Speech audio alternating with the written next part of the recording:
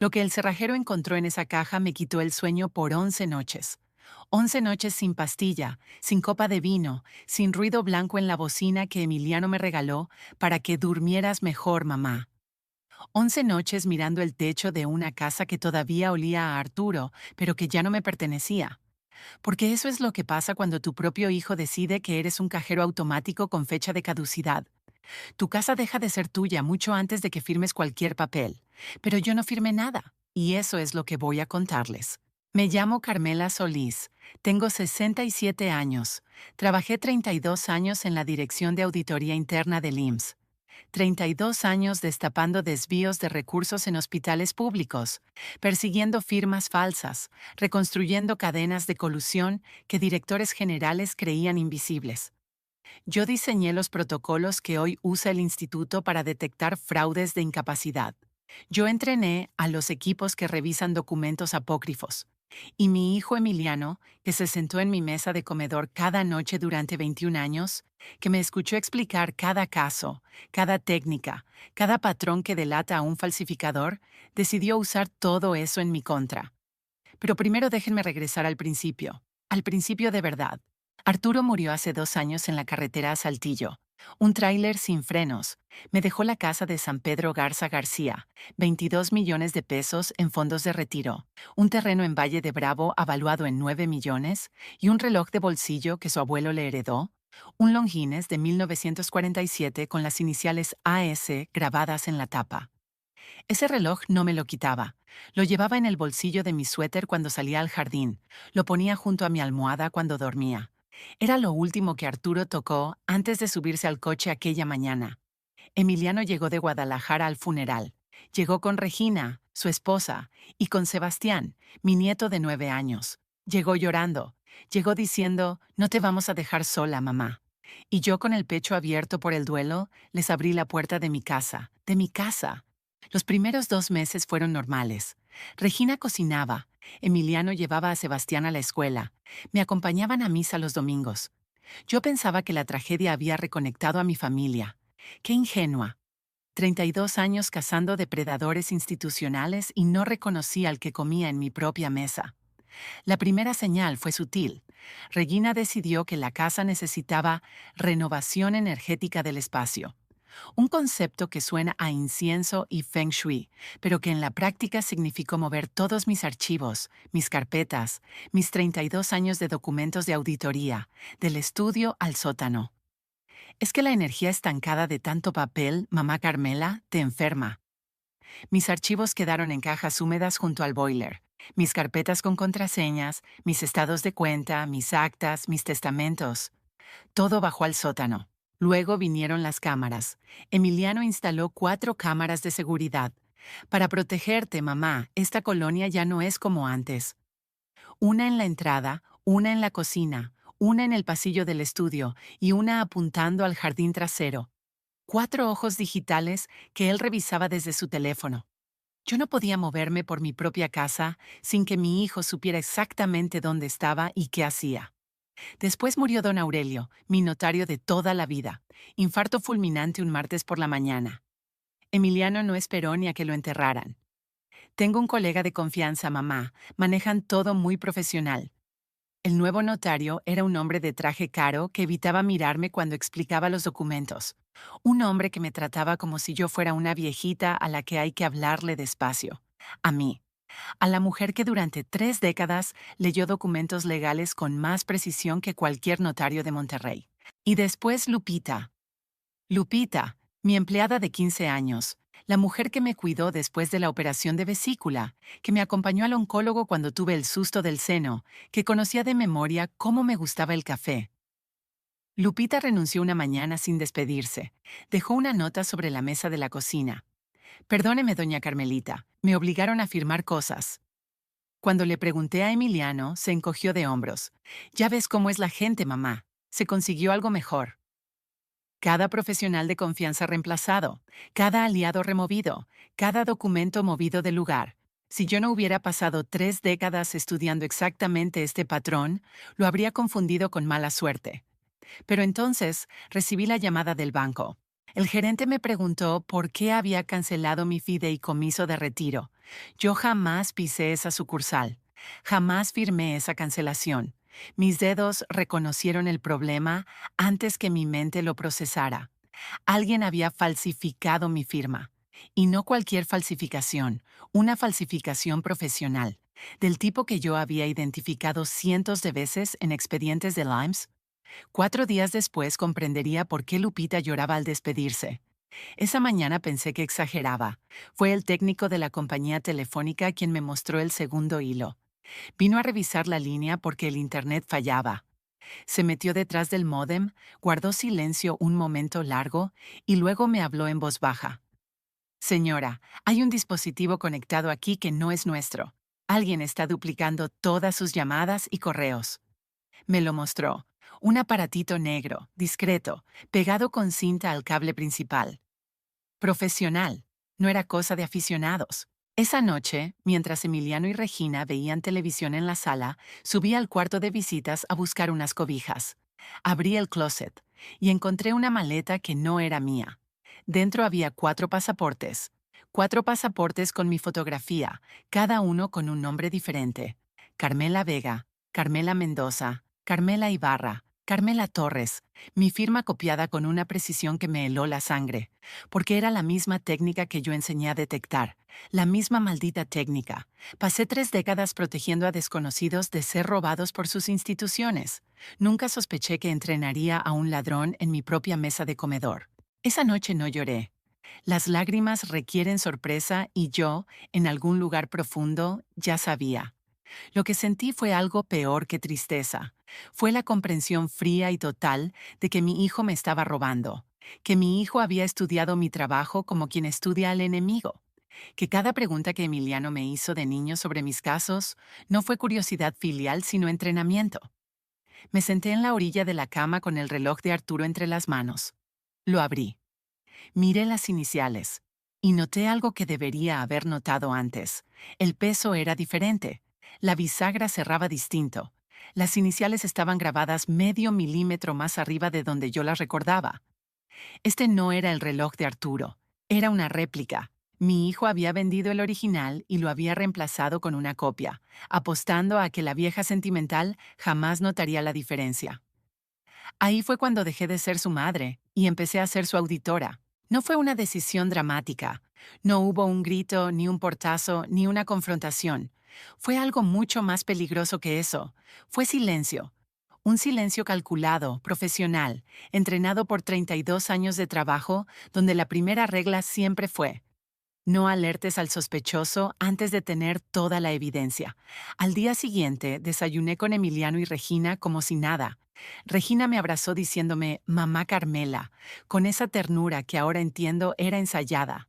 Le sonreí, comí mis huevos, tomé mi café, y cuando salí al jardín con mi suéter y la réplica del reloj en el bolsillo, empecé a hacer lo que mejor sé hacer en este mundo: auditar.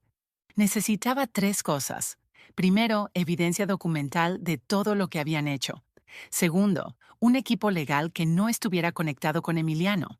Tercero, un lugar a donde ir cuando todo estallara.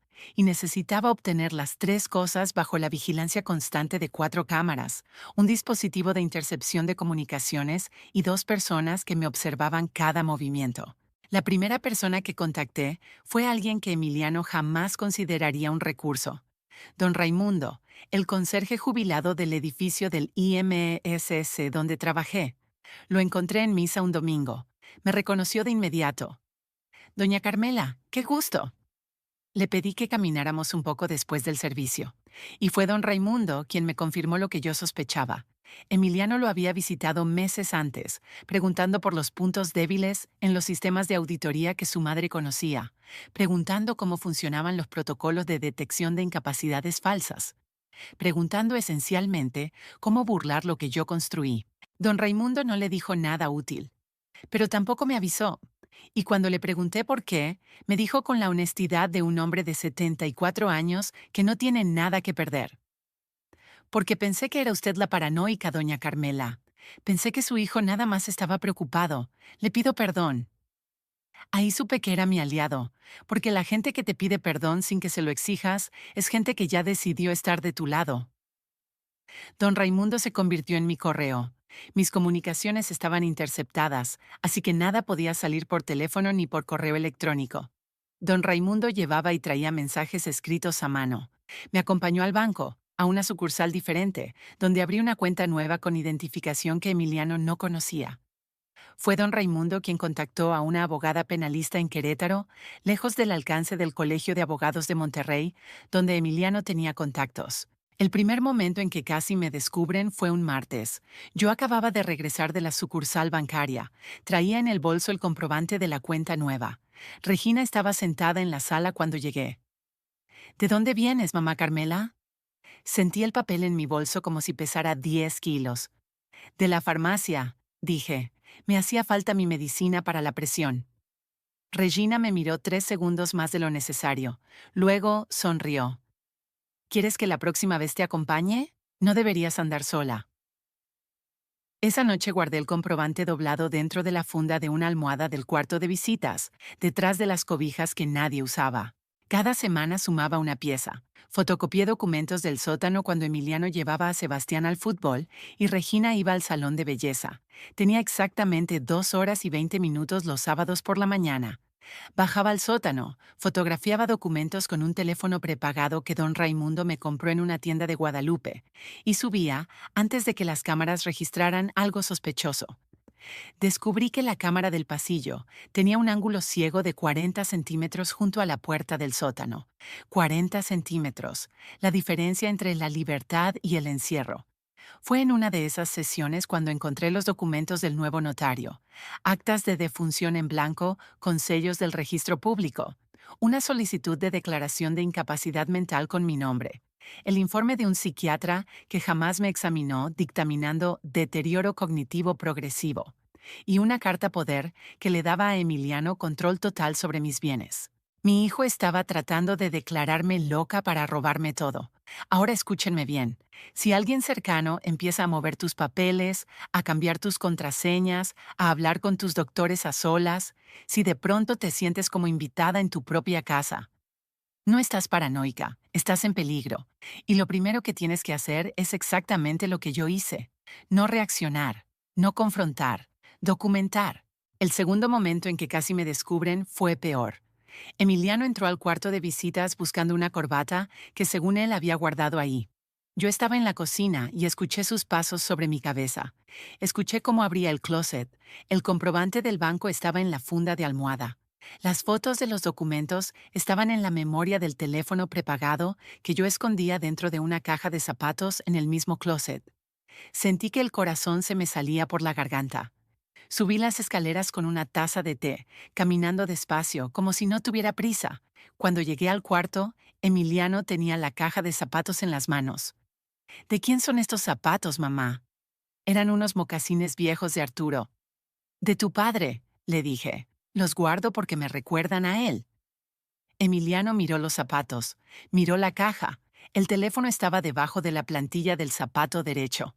No lo levantó, dejó la caja y salió con su corbata.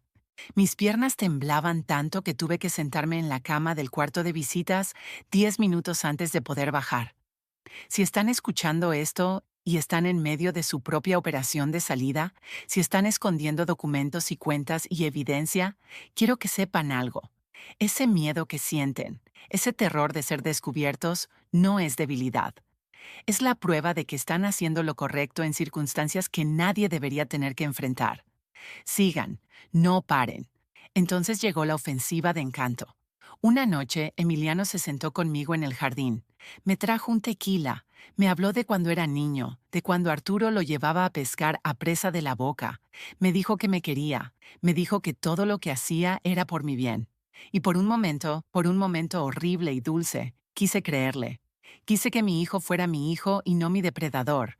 Quise que la ternura fuera real. Pero entonces Sebastián salió al jardín y le dijo a su papá: «Ya está lista la tablet, papá». Y yo recordé lo que había visto 3 semanas antes en esa misma tablet. Un mensaje de WhatsApp donde Emiliano escribía: «La declaración de incapacidad está lista, solo falta el psiquiatra». Y recordé lo que Sebastián me preguntó una tarde con su inocencia de 9 años. Abuelita, ¿por qué papá dice que pronto vas a vivir en un lugar especial para viejitos? ¿La ternura es clima o es meteorología? Esa noche aprendí la diferencia. El reloj marcaba. La abogada de Querétaro necesitaba 2 semanas más para preparar la denuncia penal. Don Raimundo había encontrado un departamento en Querétaro cerca de mi amiga Esperanza, con quien estudié la carrera. Yo había movido 700,000 pesos en 3 transferencias pequeñas a la cuenta nueva. Tenía las fotos de todos los documentos falsos. Tenía el dispositivo de intercepción que el técnico de la compañía telefónica aceptó entregarme como evidencia. Tenía las declaraciones de Lupita, mi antigua empleada, que don Raimundo localizó en Escobedo y que aceptó testificar que Emiliano la obligó a firmar un poder notarial a cambio de no denunciarla por un supuesto robo inventado. Tenía al cerrajero que se negó a abrir mi caja fuerte y que me advirtió sobre las actas de defunción en blanco. Tenía todo, solo necesitaba el escenario perfecto. Y entonces se me ocurrió el aniversario luctuoso. 2 años de la muerte de Arturo. Le dije a Emiliano que quería organizar una cena. Familia cercana, algunos amigos, algo íntimo. Emiliano aceptó encantado. Yo creo que vio una oportunidad, reunir testigos frente a los cuales demostrar mi supuesto deterioro. Lo que no sabía es que yo llevaba planeando esa cena como quien planea una auditoría final. Las 48 horas previas fueron las más largas de mi vida. Dormí junto a Emiliano y Regina en la misma casa sabiendo que en 2 días su mundo se derrumbaría. Cociné, limpié, sonreí, abracé a Sebastián sabiendo que quizás no lo vería en mucho tiempo. Eso fue lo más difícil, no la logística, no el miedo. Mi nieto, abrazarlo sabiendo que lo estaba protegiendo de sus propios padres y que él no lo entendería. La noche antes de la cena, acosté a Sebastián y le enseñé un movimiento de ajedrez, el gambito de dama. Recuérdalo, le dije. A veces sacrificas la pieza más valiosa para ganar la partida. Él asintió con sus ojos enormes sin entender, pero lo recordaría. La mañana de la cena me levanté a las 5. Me vestí con el traje gris que usaba en mis auditorías más importantes. Me puse los aretes de perla que Arturo me regaló en nuestro aniversario 25. Y en el bolsillo del saco puse la réplica del reloj. La réplica, porque el original ya lo había recuperado. Eso fue obra de don Raimundo. Rastreó el reloj de Arturo hasta una casa de empeño en el centro de Monterrey. Lo recuperé con mi propio dinero. Cuando lo tuve en las manos, cuando sentí su peso verdadero, cuando la bisagra cerró como siempre cerró, cuando mis dedos tocaron las iniciales en el lugar exacto donde siempre estuvieron, supe que iba a ganar. La cena fue a las 8. Llegaron los invitados, algunos amigos de Arturo, mi prima Estela, don Raimundo, que Emiliano no reconoció porque para él siempre fue invisible, un simple conserje, y 3 personas que nadie esperaba, un agente del Ministerio Público, 3 peritos grafólogos y un equipo de televisión de un programa de investigación que documenta fraudes contra adultos mayores. Entraron por la puerta de servicio. Se instalaron en el estudio. Esperaron. Cené con mi hijo. Brindé por Arturo. Y cuando llegó el momento de los discursos, me puse de pie y anuncié que donaría todo mi patrimonio a una fundación para la educación de niños huérfanos. Todo. La casa, los fondos, el terreno de Valle de Bravo. Todo. Vi la cara de Emiliano. Vi cómo la sangre se le fue del rostro. Vi cómo Regina le apretaba la mano debajo de la mesa. Vi el cálculo en sus ojos, la desesperación fría de quien ve millones evaporarse en una frase. No esperaron ni una hora. Esa misma noche, Emiliano llamó al psiquiatra. Regina sacó los documentos de incapacidad. Intentaron activar el protocolo que llevaban meses preparando. Y cuando llegaron al estudio con sus papeles, encontraron al Ministerio Público, a los peritos con las firmas falsas ya analizadas y a las cámaras de televisión grabando cada segundo. El fiscal cerró la carpeta y dijo: «Señora, su hijo estudió exactamente como usted atrapaba criminales». Emiliano me miró. No con odio, con algo peor, con el reconocimiento de que había sido superado por la persona que le enseñó todo lo que sabía. Abrí mi bolsillo y saqué la réplica del reloj. La puse sobre la mesa frente a él. Luego saqué el original del otro bolsillo y me lo guardé. No dije nada, no hacía falta. 3 días después estaba en Querétaro. Esperanza me esperaba en su casa de la colonia Juriquilla. Había preparado un cuarto con vista al jardín, cortinas claras, una cama individual, un buró donde puse el reloj de Arturo, el verdadero, junto a un vaso de agua y un libro que llevaba 2 años queriendo leer. Cerré la puerta, giré la llave y me quedé de pie en medio de ese cuarto que olía a lavanda y a pintura fresca. No se escuchaban pasos acercándose. No había cámaras en las esquinas. No había voces calculando cuánto valía mi firma. Solo el sonido de un jardín al otro lado de la ventana y mi propia respiración, que por primera vez en 2 años salía completa, desde el fondo del pecho, sin el nudo que ya no recordaba cuándo se había instalado ahí. Me senté en la cama. Mis manos temblaban, no de miedo, de algo que tardé en reconocer porque no lo había sentido en mucho tiempo. Alivio. El cuerpo procesando lo que la mente llevaba meses calculando. Temblé durante 15 minutos. Luego me acosté. No puse alarma. No puse el teléfono junto a la almohada para monitorear mensajes. Dormí. Los mensajes de Emiliano empezaron al día siguiente. Primero casual. Mamá, ¿dónde estás? Regina está preocupada. Luego urgente. Necesito saber que estás bien, contéstame. Después demandante. Esto es un error, mamá. Te están manipulando, tenemos que hablar. Luego amenazante. Mis abogados ya están trabajando en esto. Después suplicante. Por favor, mamá, soy tu hijo, no me hagas esto. No contesté ninguno. Cada mensaje sin respuesta era una confirmación de algo que Emiliano nunca había experimentado. Mi silencio no como sumisión, sino como poder. Regina intentó otra estrategia. Llamó a mi prima Estela llorando, diciendo que yo había perdido la razón, que me habían lavado el cerebro. Estela, que estuvo en la cena y vio los documentos falsos con sus propios ojos, le colgó. Emiliano se presentó en 3 direcciones diferentes buscándome. La casa de mi hermana en Saltillo, el departamento de una amiga en San Nicolás. Hasta fue al edificio del IMSS pensando que alguien ahí sabría dónde estaba. Nadie sabía, nadie excepto don Raimundo y Esperanza, y ninguno de los dos iba a decir nada. El fideicomiso irrevocable quedó constituido en 10 días. Irrevocable. Significa que ni yo misma puedo deshacerlo. Todo el patrimonio de Arturo, los 22 millones restantes, la casa de San Pedro, el terreno de Valle de Bravo, todo destinado a educación de niños en orfanatos. La abogada de Querétaro se aseguró de que no hubiera resquicio legal. Emiliano, con todo su conocimiento de derecho corporativo, no encontró ninguno. 6 meses después, el Colegio de Abogados clausuró el bufete de Emiliano. La investigación reveló que no solo me había defraudado a mí, había utilizado las mismas técnicas con 2 clientes más, ancianos con patrimonio y sin vigilancia. Regina enfrentó cargos por falsificación de documentos, los pasaportes falsos, las firmas copiadas, las actas en blanco. Todo documentado, todo presentado, todo probado con el rigor que 32 años de auditoría me enseñaron. Y Sebastián. Mi Sebastián. Perdieron la custodia. La hermana de Regina, Paulina, que siempre desconfió de ellos, que siempre me llamaba en secreto para preguntar si yo estaba bien, se quedó con él. Paulina vive en Monterrey. Sebastián va a una escuela nueva y un día llegó una carta, escrita a mano con la letra de un niño de 9 años que todavía confunde la B con la D. Decía, abuelita, ¿puedo visitarte en vacaciones? Estoy aprendiendo a jugar ajedrez como me enseñaste antes de que papá lo prohibiera.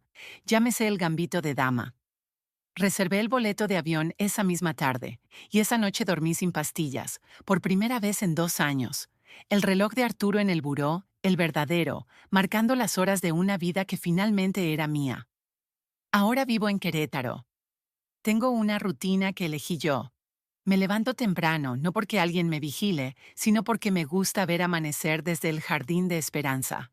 Tomo mi café a las 7, solo, sin azúcar, en una taza que compré yo en un mercado de la Cruz. Leo, camino, hablo con quien quiero hablar. Cierro la puerta cuando quiero cerrarla. Son cosas pequeñas, son cosas enormes. El reloj de Arturo vive en mi buró. A veces lo abro y toco las iniciales. A.S. Arturo Solís. Y pienso que si él estuviera aquí, si pudiera ver lo que hice, no estaría orgulloso de que recuperé el dinero. Estaría orgulloso de que me recuperé a mí.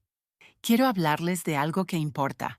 En México, el 63% de los casos de abuso patrimonial contra adultos mayores son cometidos por familiares directos, hijos, nietos, sobrinos, gente que tiene las llaves de tu casa y la clave de tu confianza.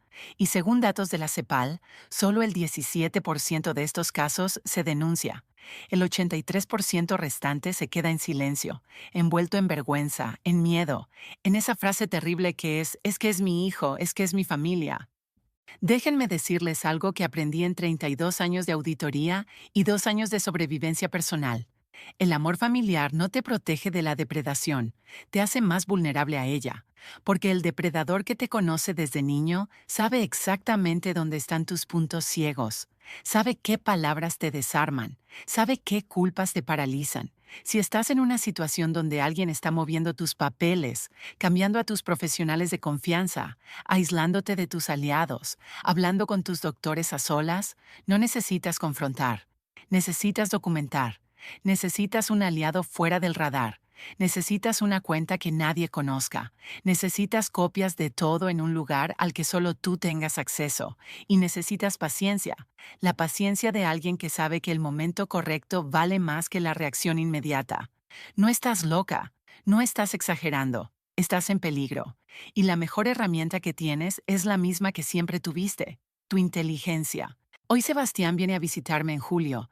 Vamos a jugar ajedrez en el Jardín de Esperanza.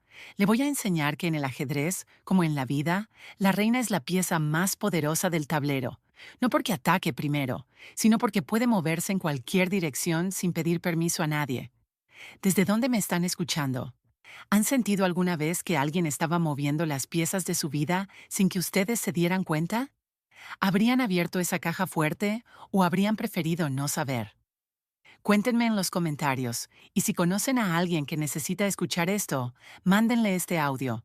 A veces lo único que hace falta para que alguien empiece a planear su libertad es saber que alguien más ya lo logró. Soy Carmela Solís. Tengo 67 años, y nadie vuelve a auditar mi vida sin mi autorización.